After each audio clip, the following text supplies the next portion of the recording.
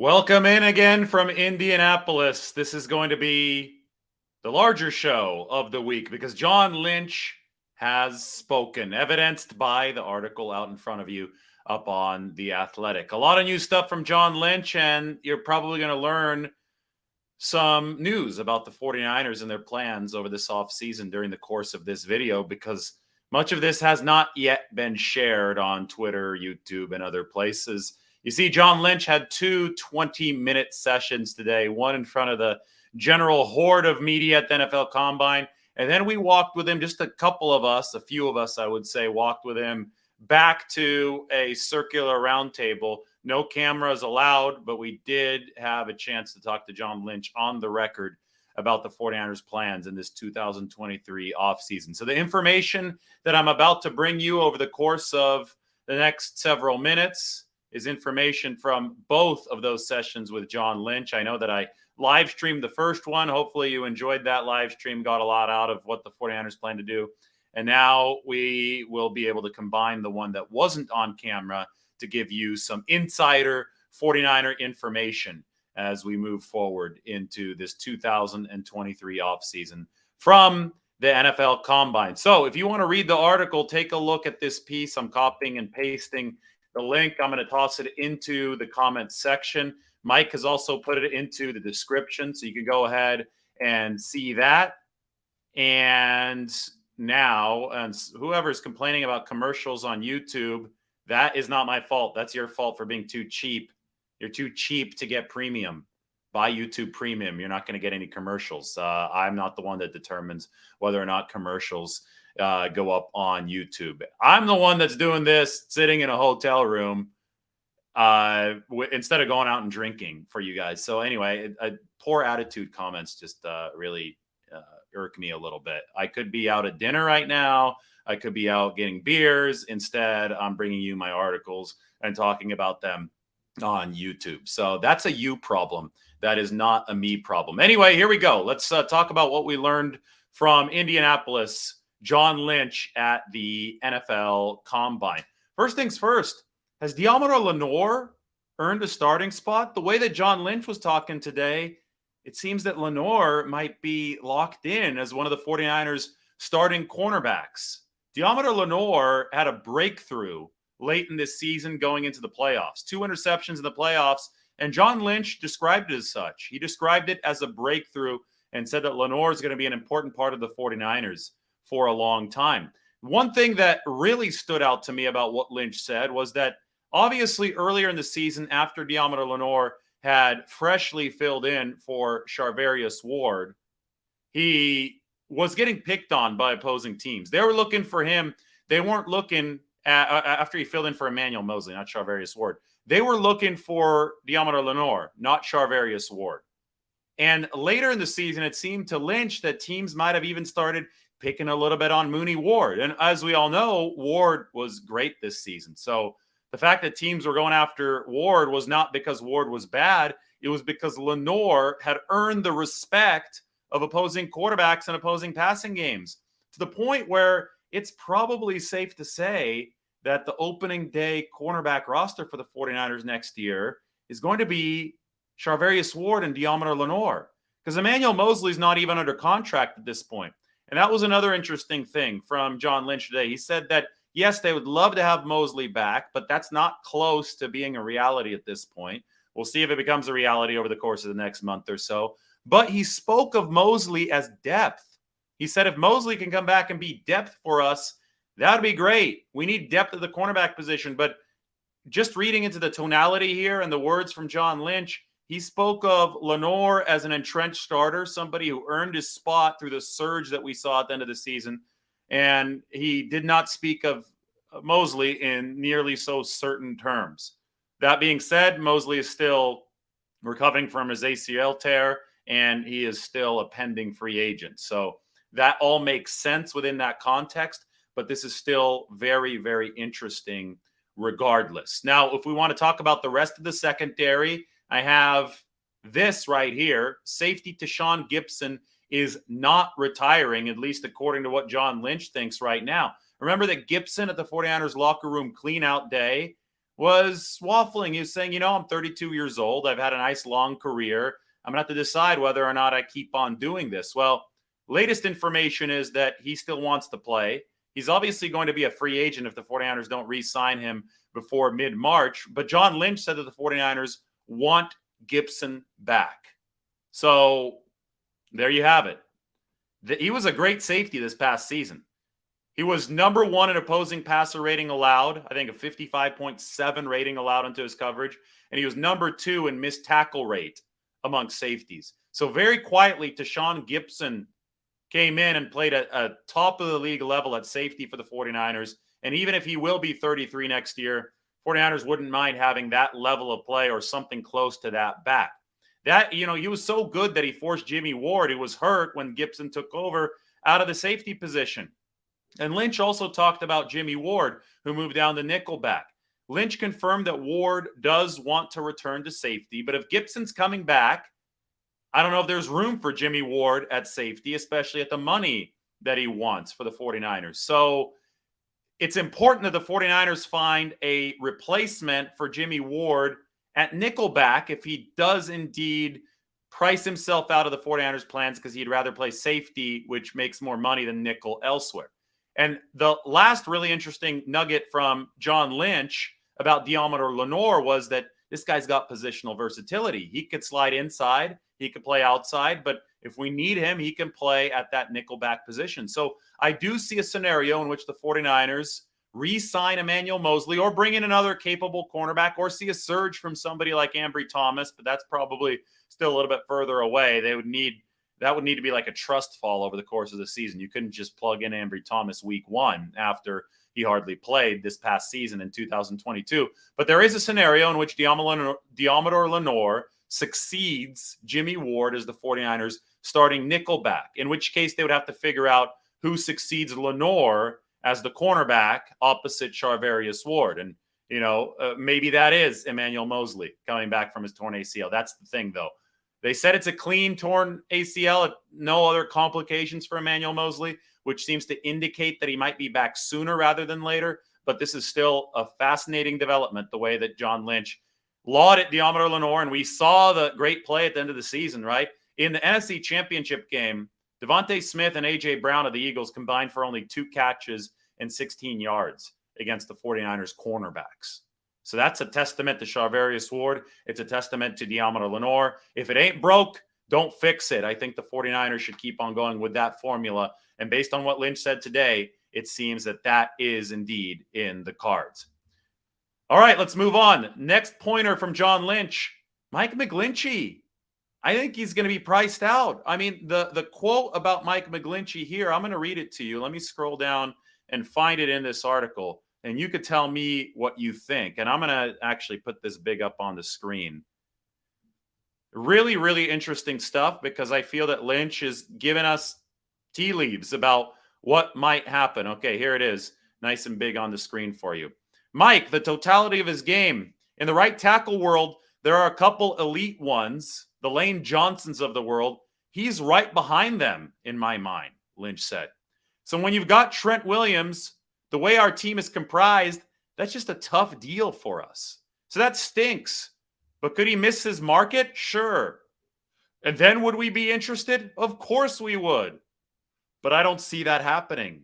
I see him being a coveted player.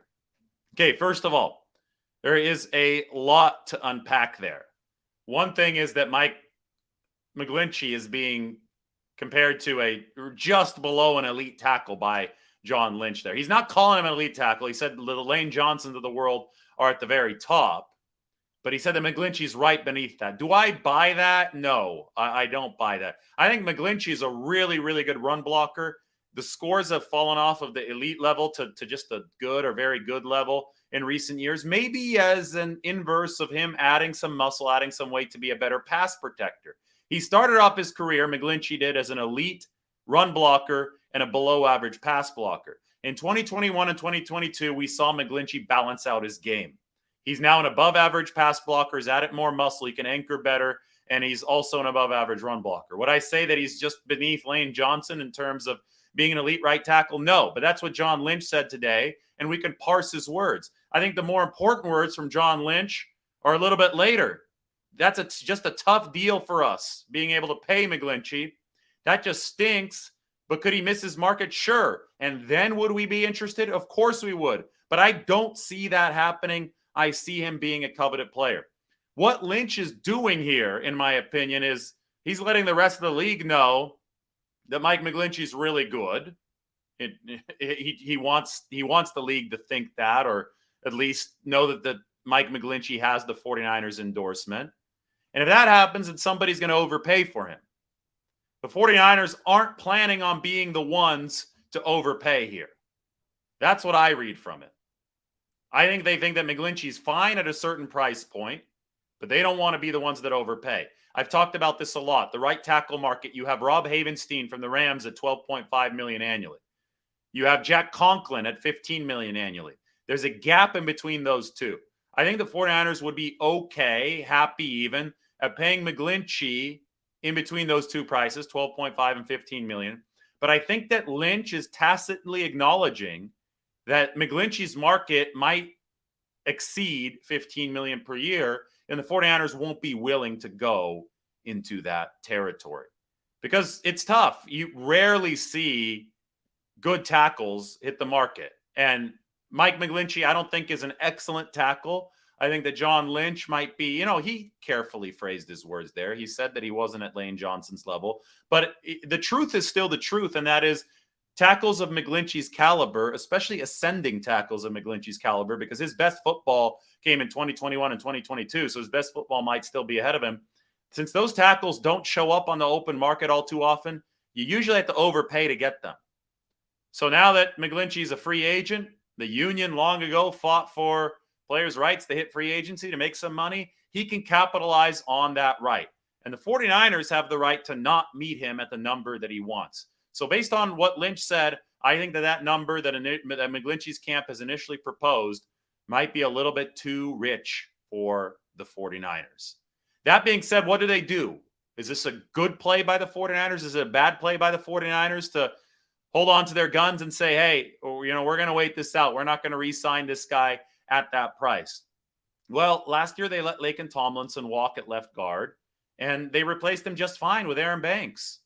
Do they have somebody in the pipeline on the team right now that would be able to do the job at the quality that McGlinchey has done the job, especially over this past year moving forward? I'm not sure. They do have Colton McKivitz on the team. He's developed quite a bit over his time. He was actually a better pass protector in efficiency metrics than McGlinchey was, but over a much smaller sample last season. McKivitz was filling in on the left side for Trent Williams, and it's probably going to be hard to ask him to be a better run blocker than Mike McGlinchey. Do you go to a cheaper option in free agency? Is somebody like Caleb McGarry, Falcons right tackle, who's scheduled to become a free agent, is he going to be potentially cheaper than Mike McGlinchey on this market? I think the 49ers are also waiting and seeing on that front. They might go to a more budget option at right tackle from outside the building, or they can turn to somebody like McKivitz inside the building.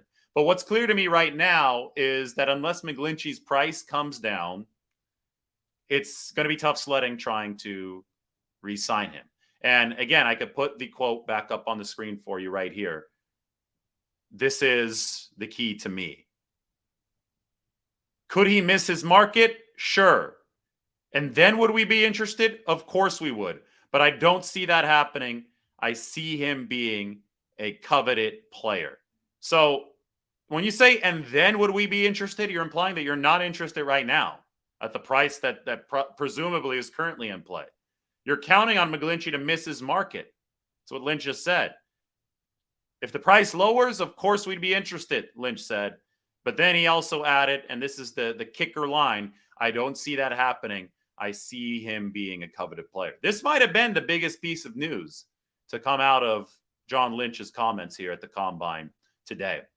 The headlining news today, though, centered on Brock Purdy. I wanted to wait until a few more people were in the room to deliver this. Brock Purdy's surgery might happen as soon as early next week. Keith Meister is the doctor for Brock Purdy. He's an elbow specialist. He performs over 200 UCL surgeries a year.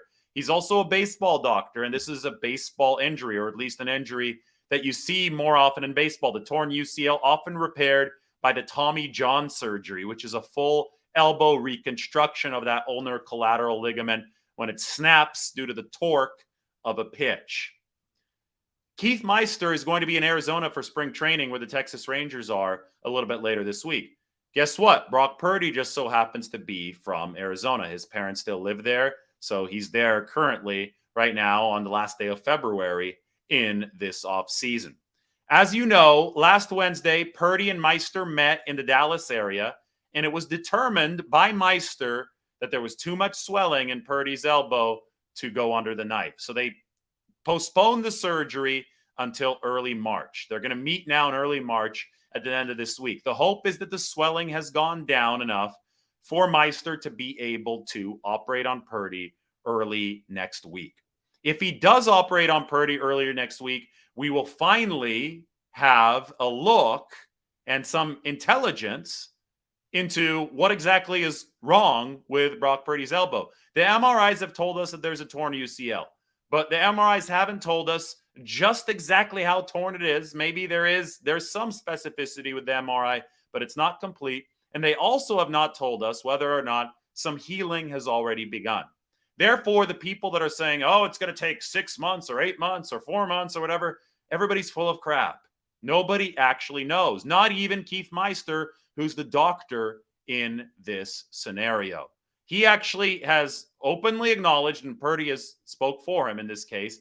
Purdy has said this, that you actually have to get under the knife. The doctor has to get into that UCL to determine what exactly the situation is. So hopefully from the 49ers perspective, they're going to get some clarity on Brock Purdy early next week, and they will know whether or not that clarity is possible via surgery later this week when Purdy meets Meister and it is determined if the swelling has gone down enough.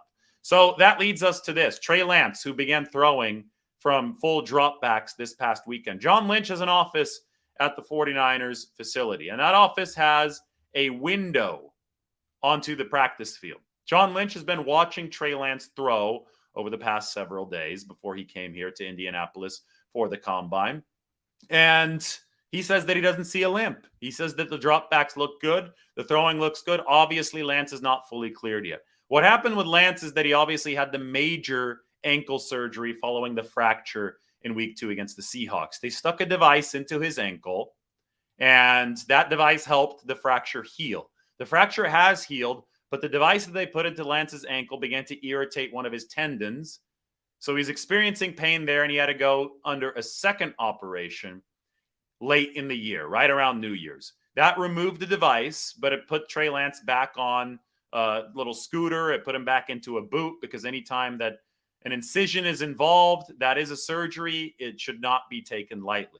So he's now recovering from that second surgery. It's been about 2 months since that second operation happened, and Lance is now dropping back and throwing again. So everything is now going on schedule for Trey Lance. But he's not yet fully cleared. He actually misspoke and admitted to misspeaking on 49ers locker room cleanout day.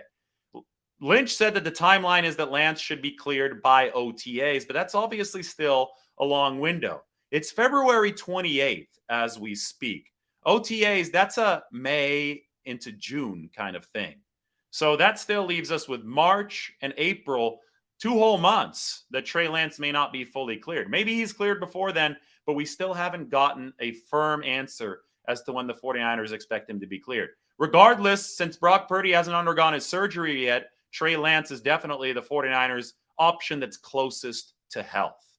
And that's why he is, I think, right now in the crosshairs of a lot of these discussions. It's more likely that Trey Lance is the 49ers guy come week 1 than Brock Purdy is if Brock Purdy hasn't even had surgery yet. We don't know Brock Purdy's timetable, but we're just talking about likelihoods right now, right? And even if you toss likelihoods out the window, you have to talk about who's closest to returning to the field for the 49ers, because they currently don't have any fully healthy quarterbacks under contract for 2023.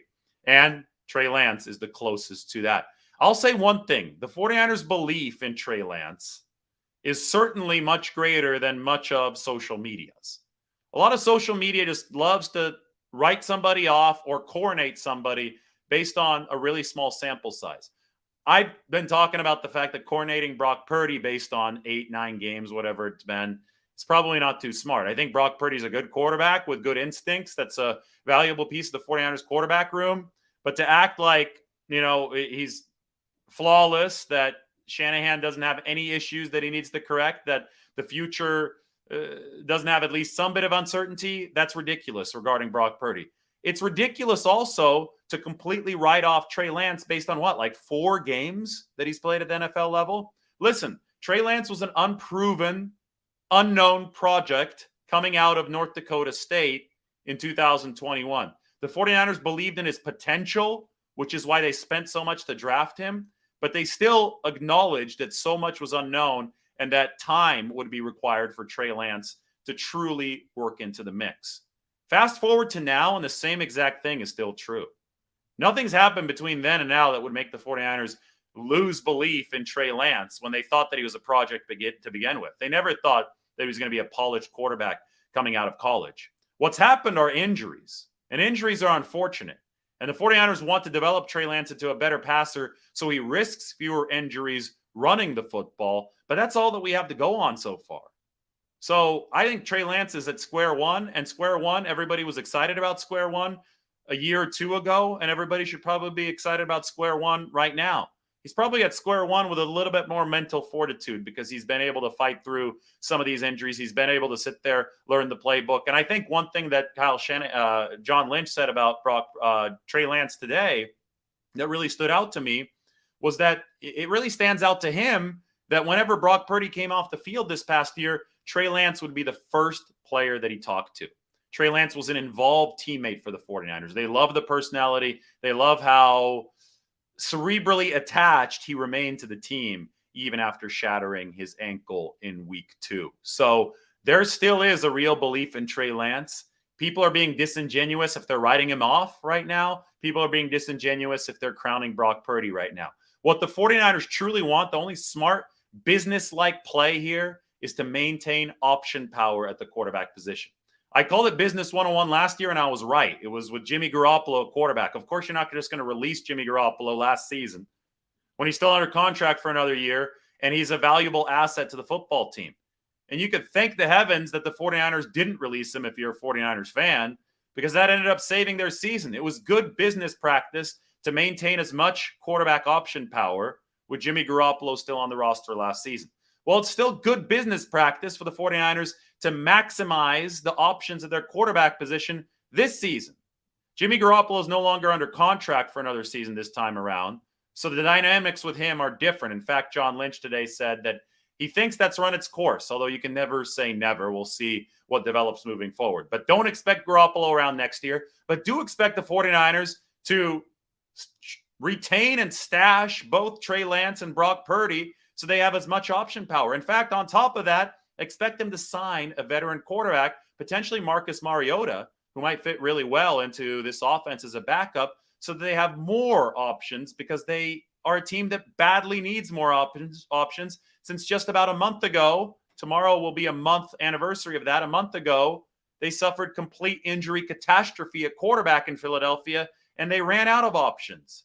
So a quarterback room of Purdy, Trey Lance, Marcus Mariota, and perhaps Jake Haener, say that they get Jake Haener out of Fresno State, a rookie, that makes complete, perfect sense. The 49ers need to insulate the most important position, especially at a time when they suffered such a calamity, a disaster at that quarterback position by running out of bodies there during the NFC Championship game. But the belief in Trey Lance is all part of that option power that the 49ers are trying to foster. Speaking of Mariota, a lot in common with Trey Lance physically, both 6'4", both can move a little bit. And the way that Mariota played against the 49ers this year, his best game of the season for the Falcons, 13 of 14, not asked to pass a lot, but he was really efficient when he did pass.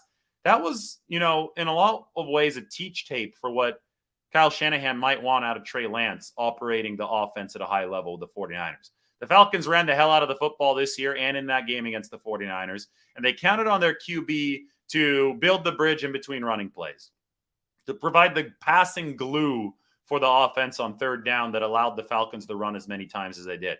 And sometimes the passing glue is going to require the quarterback to use his own legs, to bail the pocket and run. And Mariota hurt the 49ers with his legs. He's talented in that way, and he might actually fit into the 49ers price structure between $5 and $7 million, which would be something that is mandatory for the next quarterback that they add into the room. Speaking of price structure and saving money and making sure that a team fits within the salary cap, well, how about this? I asked John Lynch about it, and to me, it doesn't seem that the 49ers are planning on making a big free agency splash at defensive tackle. You've got Javon Hargrave. He's going to command big money. He's likely going to become a free agent. That's the big guy in the middle in Philadelphia. Dalvin Tomlinson has been with Minnesota. He's likely going to hit the free agent market. How about David Onyemata from the New Orleans Saints? I predicted the 49ers might sign him. Just a prediction, though. And based on what I asked John Lynch today, I don't know if the 49ers are going to go through with a big signing this offseason, even though I do think they might be capable of it given their salary cap situation. But have a read of this answer to my question from John Lynch. You'd love to add a good cornerstone for 5 years in there, but D-line, those usually happen when you're picking second and get a guy like Nick Bosa, or when you pay through the ears. So we've got to be creative and think of some other ways. To me, the smoking gun's that last line. You've got to be creative and think of some other ways. I think that the 49ers aren't too keen on paying big money, especially when Lynch also said you've got to pay through your ears to get a big defensive tackle. What other ways might the 49ers consider? Well, Lynch started talking about Drake Jackson, interestingly enough, not as a defensive tackle, but I think the 49ers' philosophy lies in doing what they do best, and that's develop defensive ends. Chris Kasarik, I think, excels there. If Drake Jackson can take a second-year jump, they think that defensive tackle position can be really fortified. If the opposing offensive lines have to focus so much attention not only on Nick Bosa, but on Drake Jackson on the other edge, the 49ers believe that they'll be able to make hay on the inside. Same idea when they move pass rushers like Charles Omenihu, Arden Key. They've done that over the past 2 years to the inside because they're so strong on the edges. They believe guys can make hay against guards. The problem last year is the 49ers interior linemen, their defensive tackles combined for only 4 sacks on the entire season. That's not good. They have to get a lot better. So my question is simply improving defensive end, and that's why I call Drake Jackson a hinge point, is simply doing that going to be enough for the 49ers to get more production out of their interior? And I don't think John Lynch thinks it's going to be enough. I don't think Chris Kasarik thinks that's going to be enough. But I do think they believe that will be a big piece of the puzzle. Jackson gets better, tackles get better. But there is also a big focus now on somebody like Kalia Davis, who John Lynch brought up today. He thinks that Kalia Davis needs to show a lot for the 49ers this next year because they didn't invest all too much in him, 6th-round draft pick. But, you lose DeForest Buckner after 2019. You lose DJ Jones after 2021. You need somebody to step up, and the player on this roster who's gotten the most DJ Jones comparisons is Kalia Davis, the former Mike linebacker from the University of Central Florida, who's been able to make that transition to defensive tackle. He practiced at the end of last year. He didn't play yet. They didn't activate him from NFI, but there is a lot riding on Kalia Davis's shoulders. There's also still a lot riding on Javon Kinlaw's shoulders because he's still on the roster.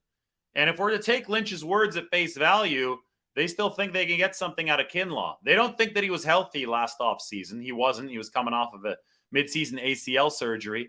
And they think that the lack of practice meant that his knee wasn't really ready to hold up over the course of this past 2022 season.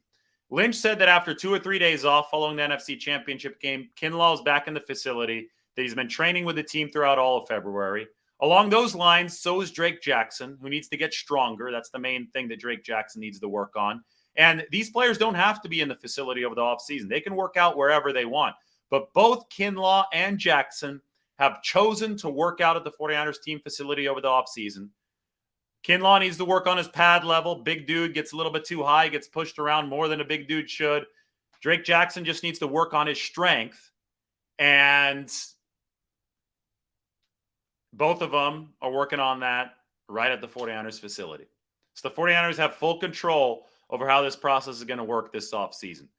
Lynch said he's fired up over that. He's probably fired up over Kalia Davis too. And he said that the 49ers might make some more one-year signings and let Chris Kasarik work his magic along the defensive line.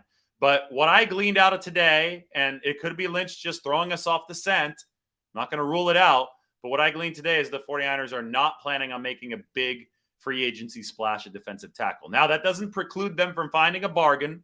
It doesn't preclude them from trying to make a shrewd splash at somewhere like defensive end with Justin Houston. That's something that I've recommended if you could find the right price for it. But it does seem to preclude somebody like Javon Hargrave, maybe somebody like Onyemata, Dalvin Tomlinson, a big money defensive tackle. It seems that the 49ers would rather build their team a little bit differently on the inside through a different method at least. And that's what John Lynch hinted at today.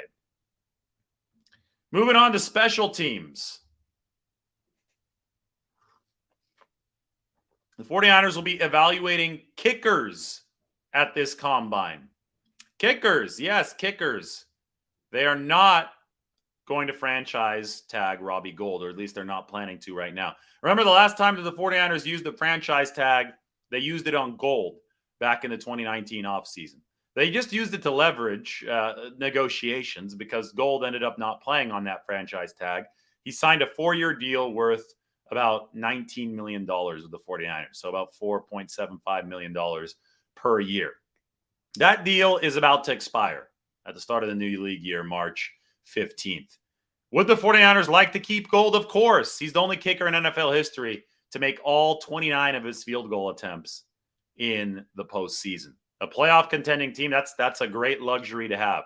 The problem is the 49ers, without $7 or $8 million in current salary cap space, are on a budget. Their hands aren't tied, but they are on a budget. And if they use the franchise tag again on Robbie Gould, that'll cost them over $6 million. That eats up almost all the cap space immediately. So they can't do that. So I think that they're trying to bring Gould back at a deal that's worth a little bit less than his last one because he's 40 years old now, around the time when kickers will start declining. And if they can do that, $4 million a year, 3.5 to $4 million a year, if that is feasible for the 49ers, I think they'd happily bring Gould back and fit him into their current crowded salary cap situation. But I think that early returns are that might not be possible. Gould's trying to cash out one last time. 29 of 29 in the playoffs. That will sell. So Gould might want $5 million plus. 49ers might not be willing to meet him there. So they have to do their due diligence at this combine for negotiating purposes. The top 3 kickers are Michigan's Jake Moody, Georgia's Jack Podlesny, and North Carolina State's Christopher Dunn. Those are your 3 top kickers this year. And I'll have interviews with them. I'm still at the combine. I'll be here as they work out throughout the course of this week. That is a position to watch. It's going to be fascinating to see if it becomes a game of chicken between the 49ers and Robbie Gould, because it certainly seems to be evolving into that direction. Really interesting. On Locker Room Cleanout Day, I talked to Robbie, and he said that he thought that movement would happen and start coming around the time of the NFL Combine. Now that all makes sense, because John Lynch himself acknowledged that the 49ers are going to check out some of these kickers.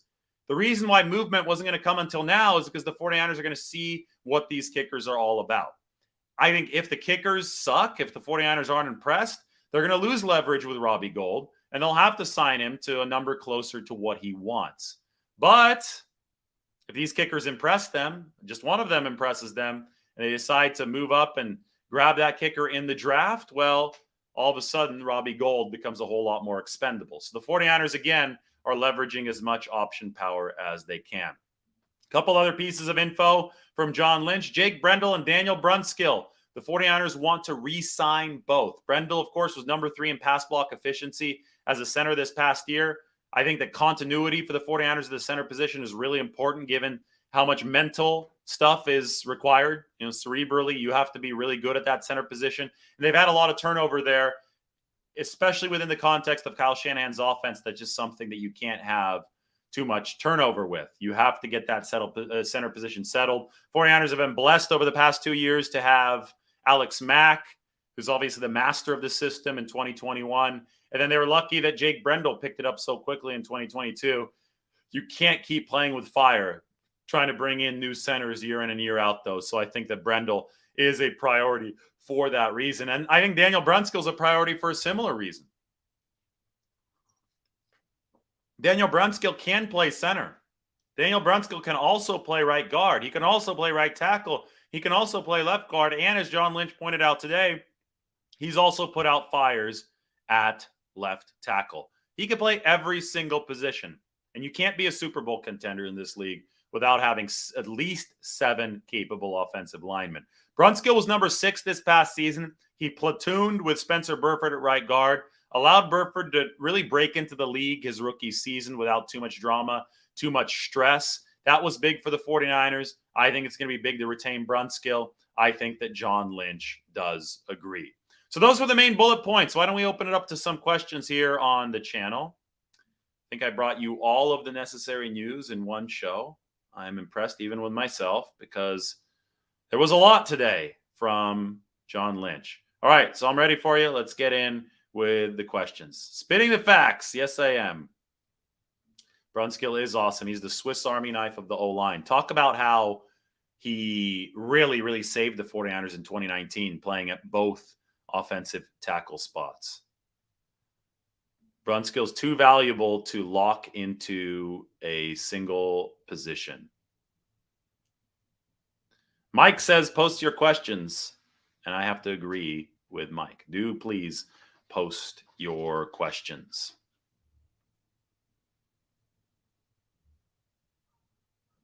Scrolling through some right now. And we're going to get going from there. I have probably about 10 to 15 minutes left, although I do need to take a little break before my next function here in Indianapolis.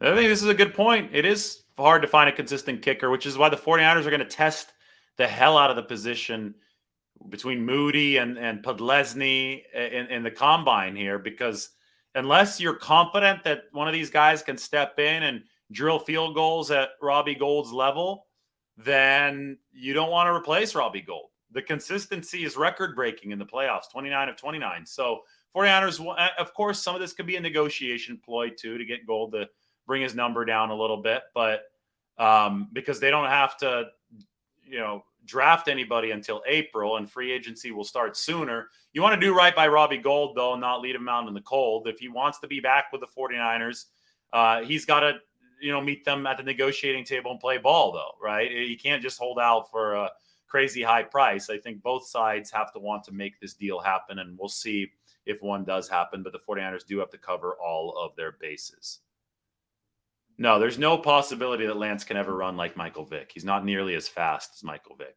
Lance needs to be a pocket quarterback first. That's why they drafted him. That's what needs to work in Kyle Shanahan's system. The running is extra. It was extra for Steve Young when he was a great quarterback. It was extra for John Elway when he was a great quarterback. The running cannot be this headlining attraction for Trey Lance. What would it cost to trade up in the draft? Well, it depends how high you're going to trade up. If you want to get up into the first round, you're going to have to use future first-round draft capital or trade somebody that's really valuable to you that would be valuable to other teams.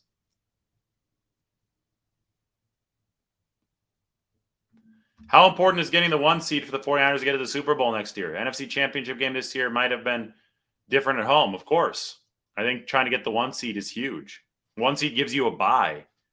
It's not just the home field advantage. It's the bye. It's the rest. I mean, the Eagles were definitely more rested than the 49ers coming into that NFC title game. So that's work that you have to put in throughout the entire course of the 17-game season. Yeah, I highly doubt the 49ers will trade up to day 1 as well. One thing about where the 49ers are right now, I could show this to you on the screen. This is what I wrote in my combine preview. By the way, defensive linemen, all those guys are showing up. So it makes this combine preview all the more relevant. That's Thomas Incoom. That's a guy who's expected to go in the mid-rounds from Central Michigan. Can't wait to see the arm length, the burst, the speed. I think this is a potential 49ers mid-round draft prospect. But you scroll down and you see the 49ers draft picks right here for this season. And you have 10 of them. They don't start until number 100 in the 3rd round. And the cap hits for all these picks are all under $1 million per year. On top of that, when you add up the entire cost, it's only going to cost $8.5 million against the cap to sign the entire draft class. You talk about a slightly more crowded salary cap situation that the 49ers have than maybe the average team. Well, it's not dire, but hell, it helps the situation when your entire draft class of 10 players is going to cost you only $8.5 million. So that is what the 49ers are dealing with. Brent thinks it's not likely to trade up to day one, and I agree with him. No, I don't think that Deebo Samuel's overrated. I think that he's one of the best yards after catch guys in football. It's hard to get the same production when Christian McCaffrey and so many other weapons are on your team. There was an injury situation too. When you watch Deebo in person, it's really, really impressive. You saw the afterburners too against Seattle in the playoffs. Just having him out there, he's drawing attention from other teams. Will the 49ers like slightly bigger numbers next year? Perhaps. I've talked about it, but it's not the end-all be-all. As long as Deebo is part of that larger team effort of skill position players that are positionless that you can't really cover, then he's helping the 49ers become a turbocharged offense. Where do the 49ers spend in free agency if not defensive line? Offensive line? Tight end? Tight end, it's a good draft class at tight end. You might be able to find a bookend for George Kittle, but those are already two places where you really spend. And maybe one more DB, right? If you're not spending on Tashawn Gibson, if he's coming back, you got to spend on him too because he's a free agent. But if you're not spending as much on him, maybe, with that safety position more taken care of, you can think about nickelback if you'd rather have Lenore stay outside. Stuff like that could be a good addition for the 49ers. Mike says it the best. The 49ers have weapons galore, and not everyone will eat every game.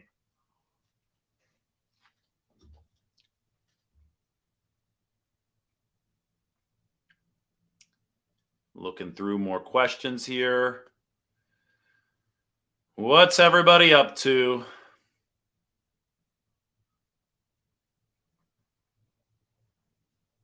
Yeah, Brandon Ayuk might want a new deal after next season. Could want a new deal after this season, too. He's eligible for one this offseason. But Nick Bosa's the player that everybody's talking about first, not Brandon Ayuk. Anyway, those of you just joining in, this is the NFL Combine. I am here. I'm in the building, in one of the many buildings of the hotel complexes here in Indianapolis. This is what I wrote today. This comes from John Lynch's press conference. Talk about the fact that Diamond Lenore might have earned a starting spot. Mike McGlinchey, it sounds like he's been priced out based on what Lynch said. Go ahead and check out the article. It's linked in the description to see the exact quotes there. But to me, that was probably the biggest news of the day. Possible surgery for Brock Purdy next week, but we won't know more until later this week when he meets with Keith Meister in Arizona, team physician for the Texas Rangers. 49ers still believe in Trey Lance. I think that's really clear when you talk to Lynch and some other team brass here in Indianapolis. It doesn't sound like the 49ers are planning on a big free agency splash at defensive tackle, although they could be bluffing on this front. They're talking about needing to develop their own guys, and that starts at defensive end to make the job easier for defensive tackle. Drake Jackson needs to get stronger this offseason, and he's doing so on location at the 49ers facility, which has fired up John Lynch. Tashawn Gibson is likely not retiring, and the 49ers do want him back. And the 49ers are going to be evaluating kickers, starting with Michigan's Jake Moody here at the Combine. They do not plan to franchise tag Robbie Gould, and they're trying to find the most financially efficient way moving forward, since Gould at age 40 might want a little bit more money than the 49ers are comfortable paying.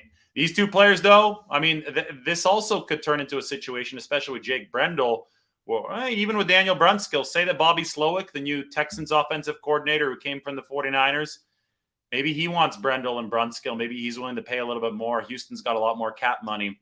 49ers do want to re-sign both of these players. They want to make sure that they keep on progressing with their offensive line, that they do not get on a treadmill.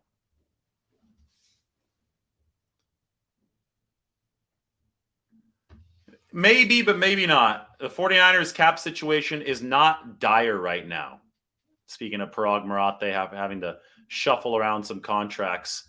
I write about this kind of stuff a lot. And I can put it back up on the screen for you right here. This is the 49ers salary cap situation. As you can see, they have 48 players under contract. Juwan Jennings counts as one of those. So 48 counting Jennings, who's tendered today. And the exclusive rights free agent tender remains unsigned. But they have $7.4 million spread amongst those players. They will stop counting new contracts fully against the cap after the 49ers reach 51. So they need to sign 3 more players with $7.4 million for this season, and they'll be cap compliant. Now, if they want to upgrade somewhere, if they want to make a splashier signing, yes, I get it. That will be pricier. You might have to run a restructure, but there's plenty of restructure opportunities, and I hope that helps you understand where they are in terms of the salary cap right now. Appreciate it. I'll have a great night here in Indianapolis, and I'll keep on bringing you all the content. Not sure about Jason Verrett. Haven't heard about him in a little while. Who will Wilkes bring in? Maybe not too many players. They're returning so many guys on defense. We'll see if he brings in one of those nickelback names. I think today, John Lynch talked about the fact that Orm Burks, the linebacker they had last year, mainly a special teams ace, has given the team a lot of faith that if they lose Azeez Al-Shire, they'll be able to pick up the torch there. So we'll see who Wilkes brings in, but mainly the 49ers are promoting from within on that defense on the player side of the football. All right, guys, I'm going to have to get going. So as I do leave here, I'll give you one more look at this. Go ahead and check it out. NFL Combine takeaways from John Lynch, Mike McGlinchey, Drake Jackson, and more. Channel also staying really, really busy, as you will see here. The channel has a lot of content today, starting with what we're looking at right now. 49ers developments. Juwan Jennings tendered, by the way, exclusive rights free agent. Instant reaction. Brock Purdy video. Yeah, my video for another day. If you go to the live section, you're going to get the John Lynch live, which I posted on the channel today. So everybody sub to the channel. Enjoy the rest of your Tuesday and take care. Thanks for watching. Make sure you're also subbing to The Athletic. Thank you, everybody. Have a great night.